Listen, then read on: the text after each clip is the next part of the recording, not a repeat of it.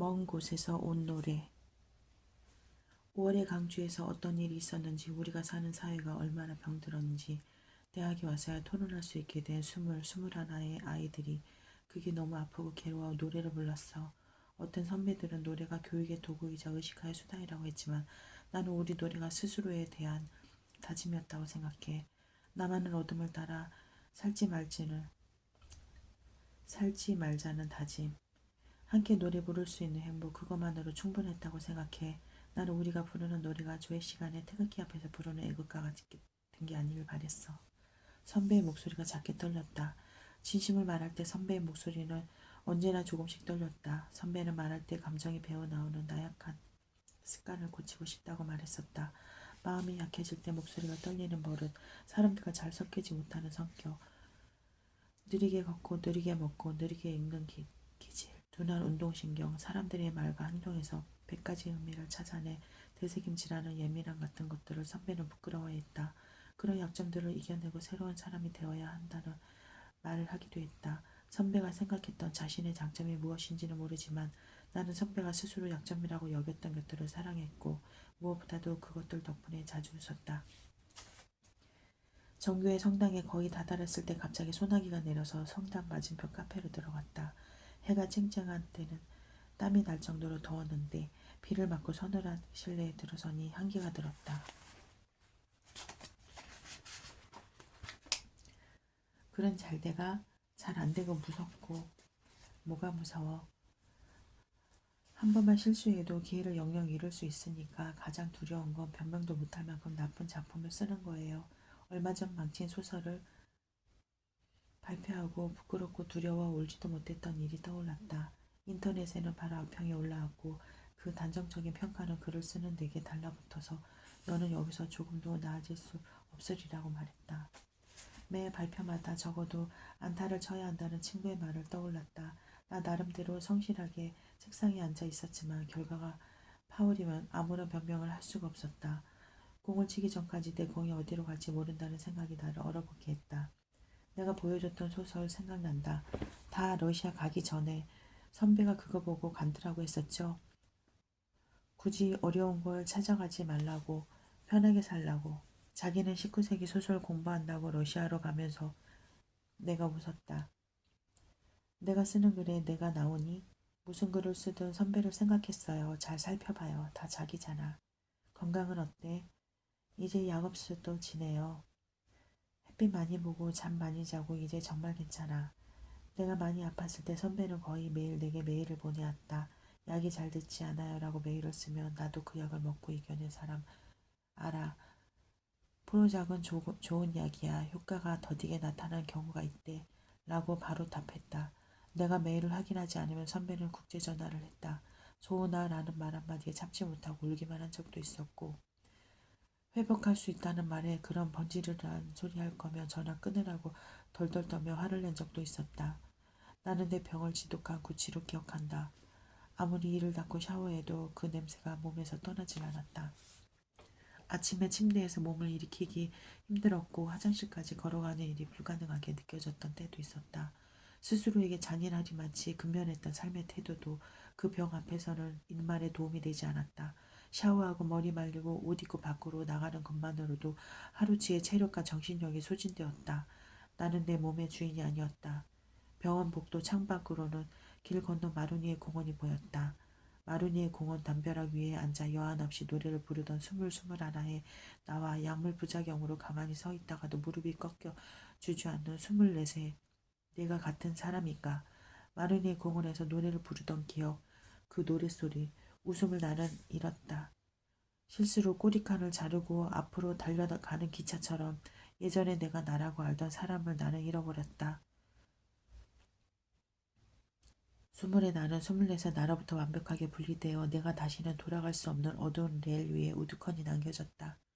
선배도 러시아에서 적응하느라 힘든 시기였지만 나에게 선배의 어려움은 말 그대로 남의 일일 뿐이었다. 세상 제일 아프고 괴로운 건 나였으니까 내 눈에는 내 고통 말고는 아무것도 보이지 않았다. 그 이기심에는 선배에 대한 사랑뿐 아니라 나에 대한 사랑도 없었던 것 같다. 당시에 나는 사랑할 수 있는 힘이 없었다.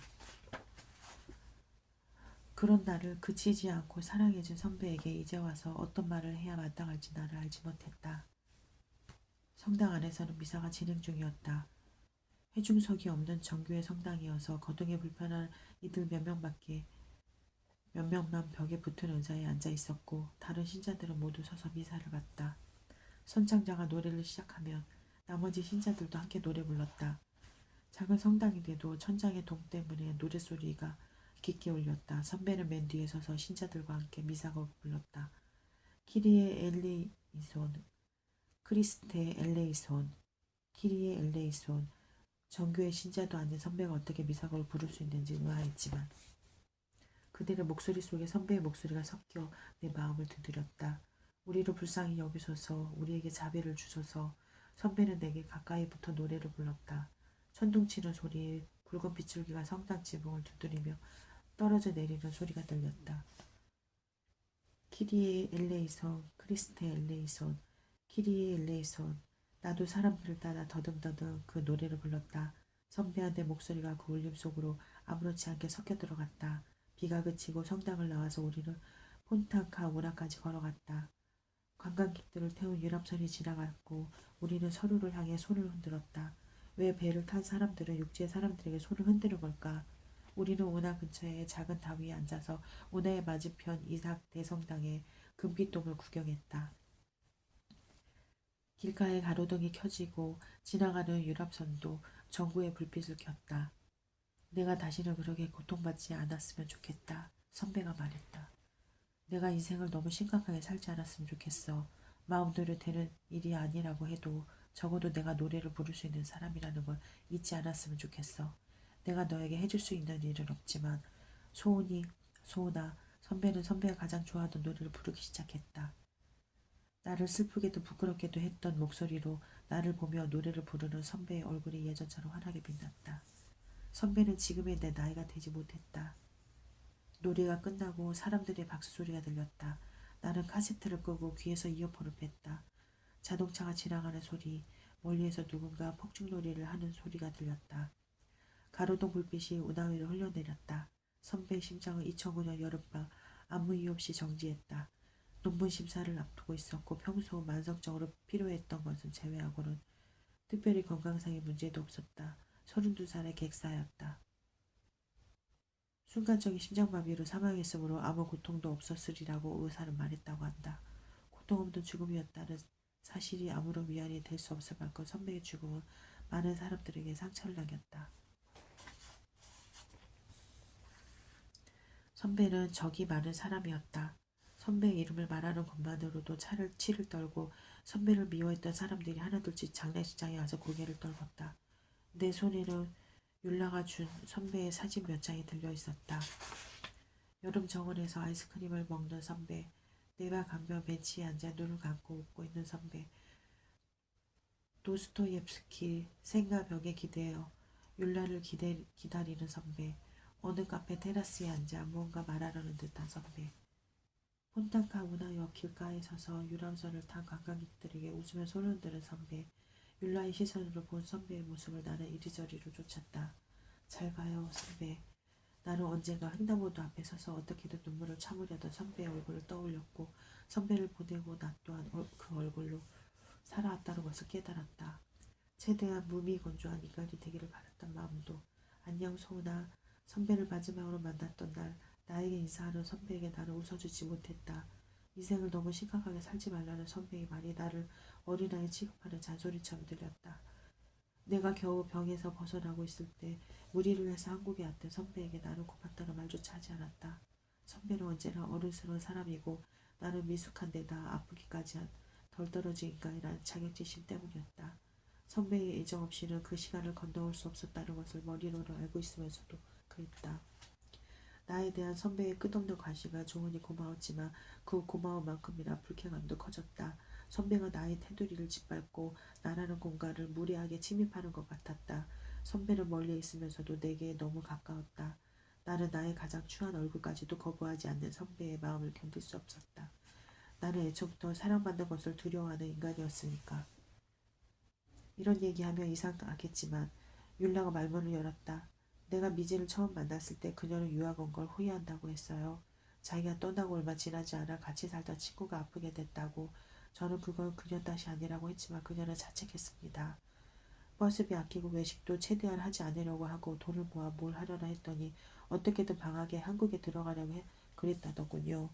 그냥 친구 만나서 밥도 해주고 이야기도 들어주고 곁에 있어야겠다는 생각만 들었대요. 한국에 다녀오더니 친구가 많이 좋아졌다고 그 좋아진 모습 보고 돌아와서 마음이 덜 힘들다고 했습니다. 그 친구가 소은이지요?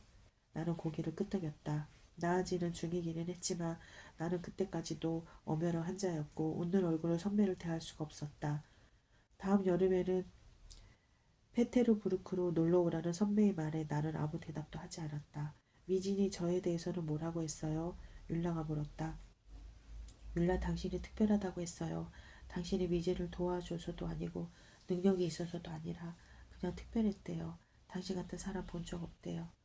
그녀는 그리고 그런 말을 했나요? 그리고 율라는 그 사실을 모른다고. 그게 마음 아프다고 했어요. 당신이 저번 밤에 저에게 이야기했었죠. 자기가 아무 것도 아니라는 생각과 함께 산다고. 그 이야기 듣는데 그녀가 바로 제 옆에 앉아 있는 것 같았어요. 아니야 율라 그렇게 이야기하며 한숨 쉬는 것 같았어요. 율라는 붉어진 눈으로 고개를 숙이고 식탁보를 만지작거렸다. 곧 다시 만날 줄 알았어요. 버스 타고 20분만 가면 미진 집이니까 그냥 전화 한 통하고 저녁이나 같이 먹어야지 생각했습니다. 그런데도 아직 그녀 마음이 풀리지 않았을까봐 두려웠어요. 조금만 더 용기 냈다면 그녀가 죽기 전에 먼저 연락할 수 있었겠지요. 다시 예전 같은 친구가 되지 못했더라도 적어도 이렇게까지 후회하지는 않았겠지요. 그녀가 내 연락을 기다렸을까? 그렇게 헤어져 버려서 내내 슬프지는 않았을까? 그런 생각하면 고통스럽습니다. 그녀는 율라가 지난 일에 매여서 고통받길 원하지 않아요. 미진이라면 그렇겠지요. 율라는 식탁 위에 놓인 선배의 사진을 물끄러미 바라봤다. 미진 내가 보고 싶어. 율라는 선배 사진을 가슴에 품고 조용히 말했다. 너를 자꾸만 잊어가. 이제 내 모습 잘 기억나지 않아. 미진 나는 선배 이름을 부르는 율라를 알았다. 율라의 몸은 크고 따뜻했다. 그 품에서 나는 율라를 안아주는 선배를 느꼈다. 율라 율라 그렇게 가버려서 미안해 라고 내 몸속에서 율라를 위로하는 선배의 목소리를 들었다. 가방에서 테이프를 꺼냈다. 97학번 김미진이라고 적힌 테이프였다. 오디오에 테이프를 넣고 재생 버튼을 눌렀다. 멀리서 자동차 클락슨을 울리는 소리가 들렸다. 선배가 헛기침하는 소리, 도레미파솔 음계를 고르는 소리가 났다. 율라가 오디오에 가까이 다가가 앉았다. 저는 노문과 97학번 김미진입니다. 선배님들이 이번에 우리 노래패에 녹음기를 사주셨습니다. 녹음해서 들으면 자기 목소리가 어떤지 잘 알 수 있다고 하시더라고요. 저도 연습해서 노래 잘 불렀으면 좋겠습니다. 선배가 말을 끝내자 노래패 사람들이 깔깔대는 소리가 들렸다. 그래 새내기 노래 한번 불러봐. 내가 제일 좋아하는 노래로. 20살 나의 어린 선배가 아무것도 모르는 투명한 목소리로 녹두꽃을 불렀다. 페테르부르크의 어느 작은 플랫 한 기퉁이에서 여전히 내 마음을 울리는 소리로 노래했다. 나와 율라는 오디오 앞에 나란히 앉아서 선배가 전하는 이야기에 귀 기울였다. 노래가 끝나고 사람들의 박수 소리와 선배의 웃음소리가 들렸다. 선배는 노래를 찾는 사람들, 꽃다지, 장사에게 노래를 불렀고 밤말리와 빌리 홀리데이의 노래를 불렀다. 마이클 잭슨의 노래나 라틴어로 부르는 성가도 들어있었는데 무슨 노래를 부르든 누구의 노래를 부르든 그 노래는 그대로 선배의 노래가 됐다.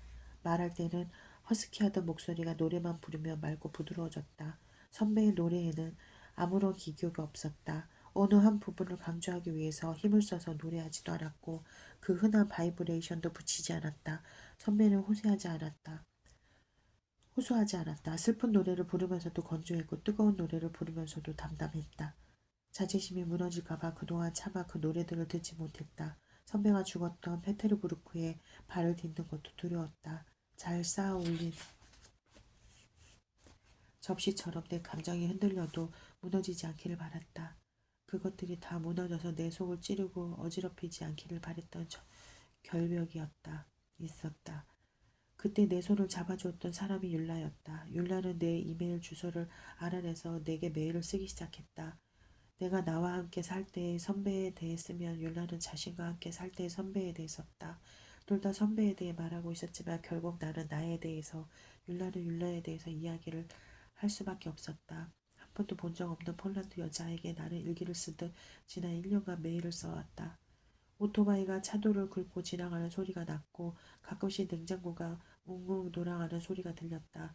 서로 눈을 잘 마주치지 못하던 율라의 내가 언제부턴가 서로의 얼굴을 보고 있었다. 마지막 노래는 선배와 내가 함께 부른 녹두꽃이었다.